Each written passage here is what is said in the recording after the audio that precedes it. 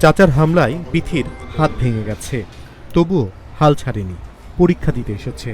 উপজেলা নির্বাহী কর্মকর্তার সহায়তায় তার জন্য একজন শ্রুতিলেখকের ব্যবস্থা করা হয়।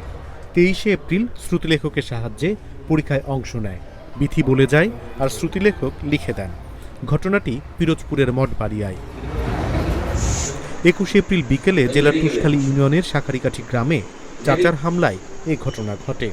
গুরুতর আহত ওই ছাত্রীকে উন্নত চিকিৎসার জন্য বরিশাল শেরেবাংলা মেডিকেল কলেজ হাসপাতালে পাঠানো হয়। সেখান থেকে চিকিৎসা নিয়ে ফিরে এসে শ্রুতিলেখকের সাহায্যে পরীক্ষায় অংশ নেয় বিথি। আমার কাকা হয় আপন, আমার ঘরের পাশে। কি কারণে মারছে তোমারে? আপুর লাগে ওই যে দ্বন্দ্ব ছিল, এই জন্য ঘরের পাশে দোয়া যায় দেখে এই জন্য।